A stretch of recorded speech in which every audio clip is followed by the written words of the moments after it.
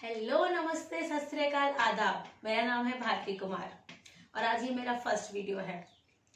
मैं अपने इस वीडियो में आप सबके साथ अपने इस चैनल पर जो मैं आज शुरू करने जा रही हूँ, आप सबके साथ अपने कुछ एक्सपीरियंस शेयर करूंगी।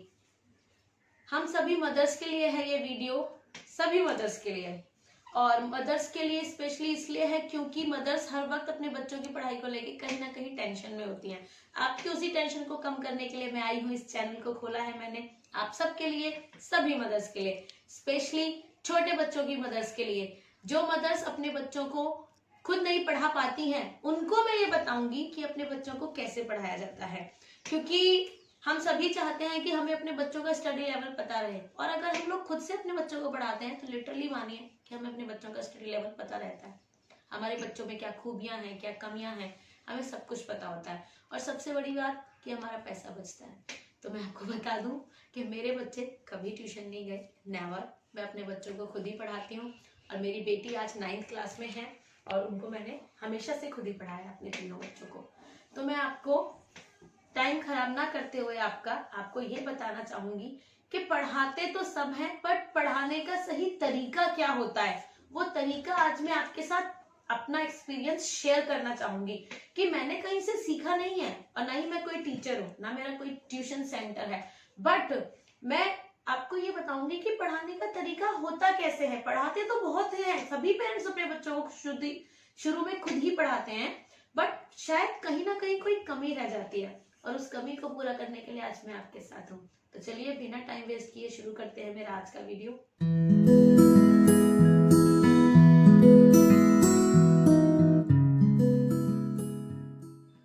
सबसे पहले मैं आपको एक मैजिक ट्रिक बताने जा रही हूँ। जी हाँ, एक मैजिक ट्रिक। आपको ये सुनकर और जानकर बहुत हैरानी होगी। लिटरली आप यकीन नहीं करेंगे कि अगर आप चाहते हैं कि आपका बच्चा इंग्लिश पढ़ना सीखे, तो उससे पहले ना आपके बच्चे को आपको हिंदी पढ़ना सिखाना होगा। जी हाँ, हिंदी वर्णमाला, स्वर और व्यंजन। आप सभी को पता है कि हम जब छोटे होते थे तो हमें आ ई पढ़ाया जाता था, और इंग्लिश हमारे टाइम पे इंग्लिश बहुत बाद में पढ़ना सीखते थे हम लोग। जो आप सभी मदर्स को पता होगा कि हम लोगों के टाइम पे शायद 6th या 7th में जाके हम लोगों को इंग्लिश पढ़ाया सिखाया जाता था, स्पेशली सरकारी स्कूलों में। तो आप अगर चाहते हैं बच्चा इंग्लिश पढ़ना सीखे ना, तो आपको उसके लिए पहले बच्चे को पूरी वर्णमाला सिखानी होगी, हिंदी की वर्णमाला। मैं आपको छोटा सा डेमो दिखा देती हूँ। देखिए, ये है वर्णमाला, ठीक है। अभी मेरे पास कुछ बोर्ड वगैरह नहीं है, इसलिए मैंने अभी इसी पे स्टार्ट किया है। और वर्णमाला है। वर्णमाला में 2 पार्ट्स होते हैं, स्वर और व्यंजन। स्वर 11 होते हैं और व्यंजन 33 होते हैं। व्यंजन और स्वर दोनों अलग अलग होते हैं। स्वरों में हमारा अ आ ई उ ओ, बड़ा ऊ, छोटा ए, बड़ा ए, ओ, अणहा खाली आता है। ये रस ऋषि और अणहा खाली जो हमारा होता है, ये स्वरों की कैटेगरी में नहीं आता है। ये हमारे एक्स्ट्रा स्वर होते हैं। इसी तरह से व्यंजन है। एक्चुअली में टोटल 52 होते हैं, जिसमें से 33 हमारे व्यंजन में आते हैं, 11 स्वर में, और बाकी के जो बचते हैं उनमें कुछ संयुक्त अक्षर होते हैं, कुछ और भी एक्स्ट्रा होते हैं। सॉरी, मुझे सबके बारे में जानकारी तो नहीं है, बट अभी आपको ये जानना होगा कि आपको इंग्लिश सिखाने से पहले बच्चों को सबसे पहले वर्णमाला सिखानी होगी। जी हाँ, पूरी वर्णमाला। आपको ये जानकर बहुत हैरानी होगी कि वर्णमाला सीखने के बाद ही आपका बच्चा इंग्लिश पढ़ने सीख पाएगा। वो भी मैं बताती हूँ कैसे। जब आप अपने बच्चे को अ आ ई उ सिखाएंगे, क ख ग घ सिखाएंगे, ट ठ ठ ड सिखाएंगे, त थ द द सिखाएंगे, य र ल व सिखाएंगे, जब आप ये अपना पूरा कंप्लीट कर लेंगे ना, आप वही मदर्स भी जिनको इंग्लिश पढ़नी नहीं आती है या जो हिंदी पढ़ना नहीं जानती हैं, प्लीज उनसे मेरी रिक्वेस्ट है, आप सभी पढ़ना सीख जाएंगी। ज्यादा टाइम नहीं लगेगा। आप लोग कोशिश कीजिए, वर्णमाला की बुक लाइए, जिसे हम पहले कायदा बोलते थे, शायद आजकल इंग्लिश बुक्स होती हैं, वो आप खरीद कर लाइए, अल्फाबेट्स की और हिंदी की, जिनमें ये दोनों हो। और सबसे पहले प्लीज आप वर्णमाला कंप्लीट कीजिए। जब आप वर्णमाला कंप्लीट कर लेंगी, तब आप अच्छे से समझ पाएंगी कि इंग्लिश पढ़ने के लिए हिंदी पढ़ना क्यों जरूरी है। अब आप देखिए, अब आप अपने बच्चों को जब वर्णमाला कंप्लीट करा देंगी बहुत अच्छे से, और आप खुद भी कीजिए। जिन मदर्स को पढ़ना नहीं आता है ना, मैं उनके लिए भी बोल रही हूँ, वो सभी मदर्स जो पढ़ना नहीं जानती हैं, इसके बाद पढ़ना सीख जाएंगी। सबसे पहले वर्णमाला कंप्लीट कीजिएगा पूरी अ से लेकर 11वीं तक, ठीक है। जब आपकी वर्णमाला कंप्लीट हो जाए, आपको लगे कि हाँ हमें सब कुछ पता है, फिर क्या होगा वो भी मैं आपको। चलिए हम नेक्स्ट पेज पे आते हैं, जिससे आपको पूरा क्लियर हो जाएगा कि इंग्लिश पढ़ने के लिए हिंदी पढ़ना क्यों जरूरी है, हिंदी की वर्णमाला का कंप्लीट ज्ञान होना क्यों जरूरी है। तो देखिए, आप सबसे पहले मैं आपको ये बताऊंगी, जब भी आप अल्फाबेट में ए पढ़ना शुरू करते हैं, आप, मैं, बच्चे, कोई भी पढ़ना शुरू करता है, तो हम सबको ए दिखाई देता है, लेटर ए। अब आप ध्यान दीजिएगा वर्ड्स पे मेरे, जब हम एप्पल बोलते हैं तो ए से एड़ी का साउंड आता है, ठीक है, ए। अगर बच्चे को ए से एड़ी पता होगा तो हम उसको बोलेंगे ना बेटा कि ए पढ़ने के लिए आपको ए होगा, ए, तो बच्चे को याद आएगा, हाँ ए माँ ने सिखाया था ए से एड़ी, तो उसे फटाफट पता चल जाएगा कि ए पढ़ने के लिए ए से एड़ी का पता होना चाहिए। फिर जब हम कभी बच्चे को सिखाएंगे आंट, आंट, ए एंटी आंट, तो बच्चे को पता होगा। अगर हम उसे हिंदी में उसे देखिए, सबसे पहले मैं आपको बताती हूँ, जब हम बच्चे को इंग्लिश पढ़ना सिखाते हैं तो उससे पहले हमें बच्चे को उस वर्ड को हिंदी में लिखना होता है। जी हाँ, हिंदी में। अब आप लिखेंगे एप्पल, तो आप लिखेंगे ए प ल, ए आद प ल, एप्पल। उससे बच्चे को याद आएगा कि ये एप्पल हिंदी में लिखा है, तो इसको इंग्लिश में ट्रांसफर करेंगे और वो पढ़ना सीख पाएगा। ऐसे ही आंट, तो बच्चे को पता होगा आ कहाँ होता है, उसे याद आएगा मैंने आ पढ़ा था। इस तरीके से हमारा बच्चा ए को क्लियर कर लेगा। नेक्स्ट आता है बी। बी में एक्चुअली 2 वर्ड्स होते हैं। इंग्लिश के अल्फाबेट्स में आप कई जगह देखते हैं कई वर्ड्स के 2 मीनिंग होते हैं। कई बार हम सी को सा से भी लिखते हैं और सी को का से भी लिखते हैं, एस को एस से भी लिखते हैं, जे को ज भी लिखते हैं, जे को ग भी लिखते हैं। वो सारे डाउट्स क्लियर करूंगी मैं, टेंशन मत लीजिएगा, सारे डाउट्स क्लियर करूंगी। एक एक वीडियो में एक एक डाउट लूंगी। आज पहले मैं आपको बता रही हूँ पढ़ा के कैसे, ठीक है। तो नेक्स्ट जब आप बच्चे को बी बताएंगे तो बी के लिए आपके बच्चे को ब से बतख का ज्ञान होना चाहिए। जब बच्चे को ब पता होगा, अच्छा आप सोच रहे होंगे मैंने भ क्यों लिखा है, आप देखिए हम बी को कई बार भारत बोलते हैं, बी के साथ एच लगता है, ठीक है ना। वो भ कैसे बनता है मैं आपको वो बाद में बताऊंगी। अभी आप ये याद रखिएगा, बी से बच्चे का बा बनेगा, सी से स बनेगा, डी से ड बनेगा, ई से ई और ए बनता है। ए किस लिए, ई फॉर एलिफेंट। देखिए आप, ई एलिफेंट। जब हम एलिफेंट को हिंदी में लिखेंगे तो क्या आएगा, ए ल पे बड़ी ई की मात्रा, फा पे ए की मात्रा, अंग की मात्रा और ट, एलिफेंट। जब हम बच्चे को हिंदी में एलिफेंट लिख के देंगे तो जब बच्चा उसकी इंग्लिश बनाएगा ना, वो खुद बनाना सीख जाएगा। वर्डों को जोड़ जोड़ के, एक एक वर्ड को तोड़ के हम बच्चे को इंग्लिश पढ़ना सिखाते हैं। वो मैं आपको अपनी नेक्स्ट वीडियो में बताऊंगी कैसे सिखाते हैं।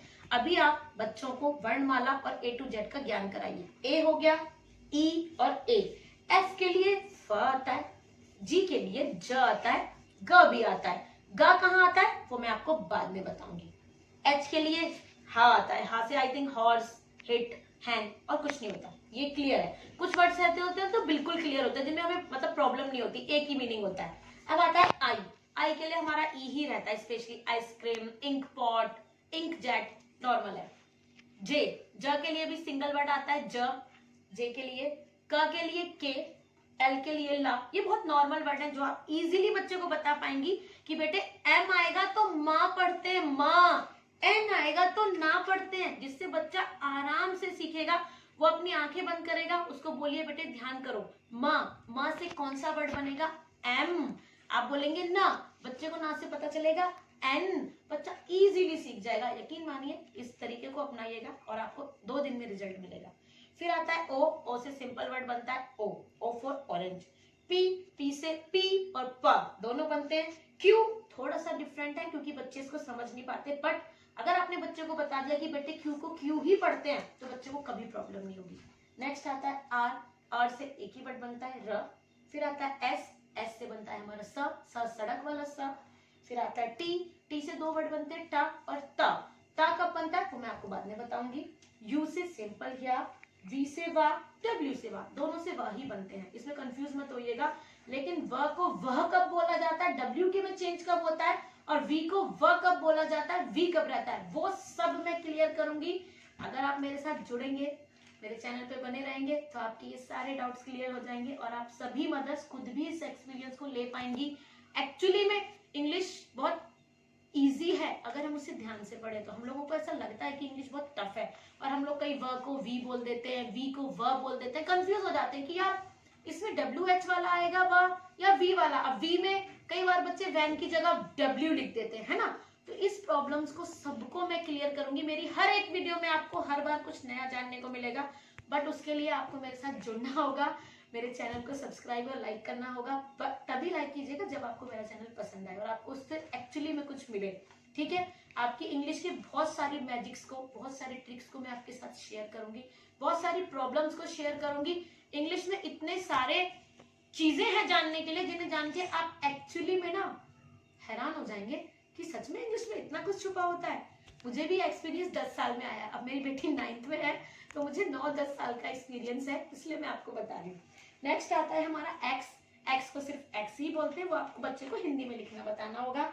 य को भी वाई को य बोलते हैं। अब ये भी एक कंफ्यूजन है, यू और या दो वर्ड्स होते हैं जिनमें वाई आता है, या और या सेम आता है। अब इस कंफ्यूजन को भी मैं दूर करूंगी नेक्स्ट वीडियो में। नेक्स्ट आता है हमारा जेड। जेड के लिए जा, जी हाँ, जेड के लिए भी जा और जे के लिए भी जा, ये दोनों कंफ्यूजन है। सारे कंफ्यूजन दूर करूंगी, बिल्कुल भी टेंशन मत लीजिएगा, ठीक है। ये कंप्लीट करा कर रखिए। एक बात और आप लोगों को मैं बताती हूँ, आप लोग बोलेंगे कि शायद सॉरी मैं बताना भूल गई थी।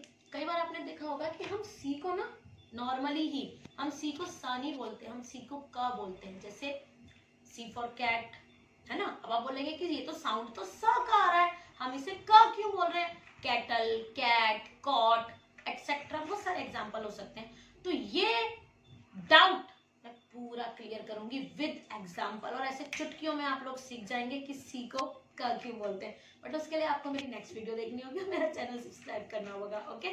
नेक्स्ट है मेरा यू। आप लोग हाँ इस चीज को ध्यान दीजिए कि जब हम यू को बोलते हैं ना तो अ का साउंड आता है, अम्ब्रेला, है ना। तो इसके लिए हम अ बोलते हैं। तो इन सारे डाउट्स को भी मैं क्लियर करूंगी, ठीक है। आप बिल्कुल परेशान मत होइएगा, आपको बिल्कुल हर एक चीज क्लियर हो जाएगी। फिर आपको पता चलेगा कि इंग्लिश में पढ़ाने के लिए बहुत कुछ है जो हम खुद ही पढ़ा सकते हैं। सभी मदर्स, सभी बच्चे, जिन मदर्स को बिल्कुल भी नहीं आता ना, वो भी अगर मेरे साथ जुड़ेंगी, मेरे चैनल्स के साथ रहेंगी, मेरी वीडियोस को देखेंगी, लाइक करना मत करना, शेयर करना मत करना आपके लिए है। बट इस चीज को अगर आप सीख जाओगे ना तो आप अपनी बहुत सारी प्रॉब्लम्स को सॉल्व कर पाओगे। छोटे बच्चों को पढ़ाने की प्रॉब्लम बहुत जल्दी ही सॉल्व हो जाएगी। कहूंगी कि आप सब इंग्लिश पढ़ाने के लिए बच्चों को सबसे पहले हिंदी पढ़ाएं, वर्णमाला पढ़ाएं। जैसा मैंने बताया है, अ को ए के साउंड में क्लियर करवाएं, उनको बच्चों को ये याद करा के रखें। और जल्दी ही मैं आपको नेक्स्ट वीडियो में बताऊंगी कि इनको हिंदी वर्णमाला से इंग्लिश वर्ड्स को कैसे बच्चों को हम पढ़ाते हैं। हमारे बच्चे नॉर्मली पढ़ना सीख जाते हैं, छोटा बच्चा ही सीख जाता है, A for apple, B for bat, C for cat सीख जाता है। लेकिन जब वो उस वर्ड को लिखा हुआ देखता है, राइटिंग में देखता है, तो वो कंफ्यूज हो जाता है कि ये क्या है। अगर हमारे बच्चे को हिंदी की पूरी वर्णमाला आती होगी और इंग्लिश के वर्ड उसे पढ़ना सिखाएंगे तो वो इजीली सीख जाएगा, ठीक है। तो मैं आप सबसे कहूंगी मेरे नेक्स्ट वीडियो तक वेट कीजिए, मैं नेक्स्ट वीडियो जल्दी ही लाऊंगी, उसमें सारा क्लियर कर दूंगी। और अभी के लिए आप ये करके रखिएगा, मदर्स आप सभी ये क्लियर करके रखिएगा, और हम लोग जल्दी ही मिलेंगे। तब तक के लिए नमस्कार, टाटा, बाय बाय। घर पर रहें, सेफ रहें और स्वस्थ रहें, अपना ध्यान रखें, बाय।